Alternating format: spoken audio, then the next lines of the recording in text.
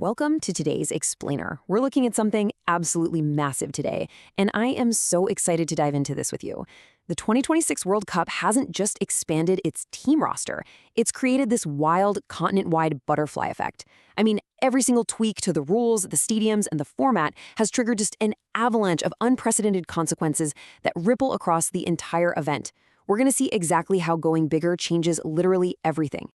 To really wrap our heads around this scale, just take a look at this staggering number. 3,600,000.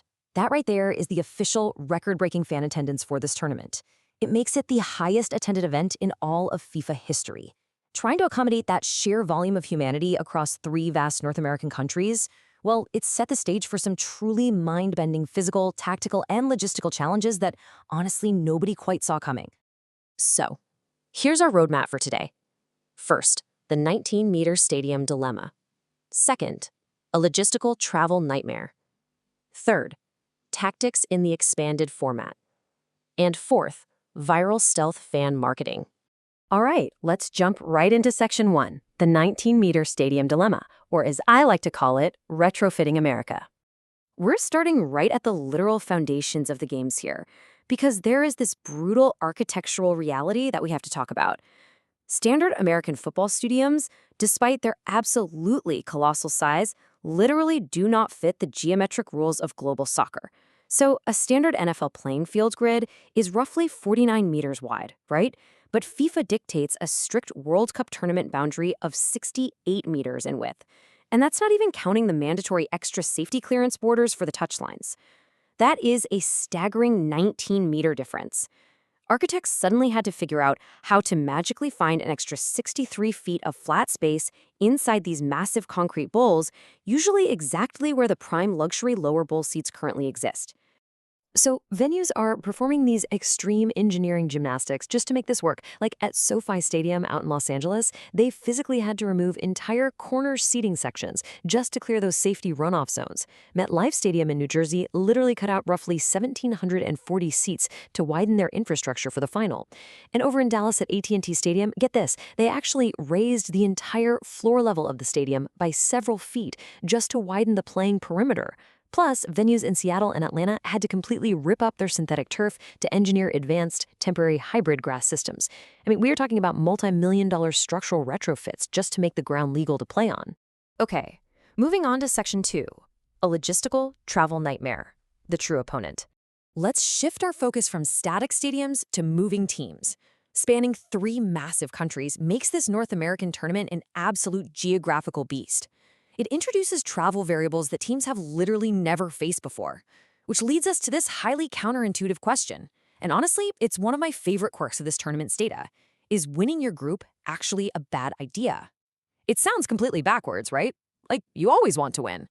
But the geographical layout of this tournament bracket has created some wild ironies, especially when you look at Group H.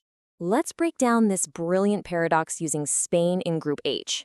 If Spain wins their group, they are condemned to a punishing 12,000-kilometer cross-country boomerang tour, basically zigzagging back and forth between the East Coast, the West Coast, and the central U.S. Sure, they might play a weaker opponent, but the jet lag and the lack of a proper base camp, just brutal. Now, if they finish second, they get absolute logistical stability. We're talking 4 consecutive matches right in Atlanta with 0 travel fatigue. The catch, though, is they'd likely have to play the reigning world champions, Argentina, immediately. So the crucial point here is, do you choose a competitive nightmare or a logistical nightmare? The disparity between these travel paths is honestly just staggering. Teams in Group I, like France, hit the absolute VIP jackpot. They get a highly concentrated route in the Northeast Corridor, keeping their total travel up to the finals around a highly manageable 6,000 kilometers. Now contrast that with Czechia's worst-case runner-up route. If they make a deep run from that position, they are facing an agonizing 16,500-kilometer mileage run. That is nearly 3 times the travel distance. The physical toll of constantly crossing time zones and dragging through border control fundamentally alters the entire tournament. Now add the Mexico City variable to all this, because it's not just about distance, it's altitude. Estadio Azteca is hosting 5 matches, including the grand opening match between Mexico and South Africa. But this iconic stadium sits at a lung-busting 7,350 feet of elevation. Teams flying in from sea-level venues like Atlanta or Miami are going to hit a literal wall of extremely thin air. Imagine trying to sprint for 90 minutes when you can barely catch your breath. Early acclimation is absolutely mandatory here, or players risk total physical exhaustion out on the pitch. Which brings us to Section 3, Tactics in the Expanded Format, Survival of the Fittest.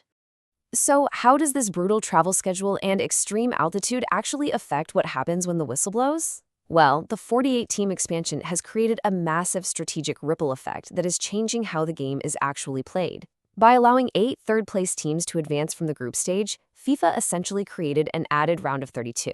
That means a team now has to survive 5 knockout games to lift the trophy, up from the traditional 4. When you combine this prolonged, drawn-out physical toll with the insane travel distances we just discussed, you quickly realize this isn't just a soccer tournament anymore. It's a sheer endurance test. And this brutally physical setup directly influences team tactics. Professor Simon Chadwick noted that heavyweights like England have appeared to be, quote, actually quite conservative. Tournament management has actually become very, very important. This brilliantly illustrates why top-tier teams are ditching relentless, aggressive pressing for energy-saving, cautious tactics. When you have less recovery time and an entire extra 90-minute match to survive, you literally cannot afford to sprint the whole time. You have to manage your energy and mitigate risk just to survive those extra rounds.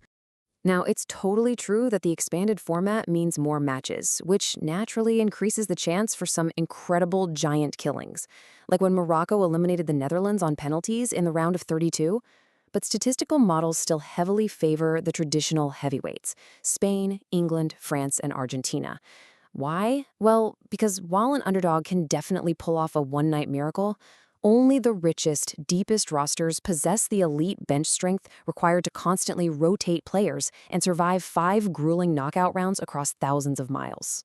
Let's pivot to Section 4, Viral Stealth Fan Marketing, the Rebellion. Let's step away from the pitch for a second and zoom in on the fan experience. To set the scene for what regular attendees are dealing with, take a look at this staggering number: $10,990. That is the top ticket price for the final.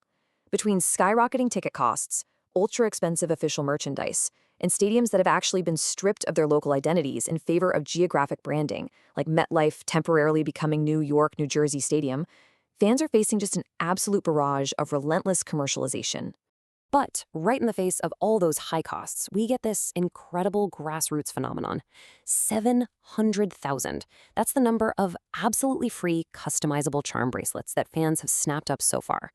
Inspired by the friendship bracelets from Taylor Swift's Eras Tour, these fan bands have unexpectedly become the absolute must-have souvenir of the entire World Cup. People are literally waiting in line for hours for them instead of going and buying pricey official gear. And what's truly fascinating is the masterful strategy hiding behind it. Bank of America reportedly paid $100 million for their FIFA sponsorship, but you won't see their giant logo slapped all over these viral bands. Instead, they used a genius stealth marketing tactic. They hid their branding as a tiny, subtle flagscape bead right alongside city-specific charms, like pizza slices or the Statue of Liberty. Because it feels like a genuine, limited edition, unbranded memento rather than corporate trash, fans are cherishing them as a once-in-a-lifetime item. It's a brilliant counter-marketing move in a sea of total commercial overload. Which brings us to a really fascinating dilemma to close out our explainer today. We've seen the retrofitted stadiums, the nightmare travelogues, the tactical shifts, and the fan rebellions. So, does expanding the World Cup to 48 teams truly level the playing field by letting smaller nations onto the global stage? Or, through 16,000-kilometer travel schedules, high-altitude gauntlets, and an added knockout round, does it just create a brutal endurance test that only the richest, deepest squads can ever really hope to survive? It's a provocative question, and it really makes you rethink the true cost of making the world's biggest tournament even bigger. Thank you so much for exploring this with me, and I'll catch you in the next explainer.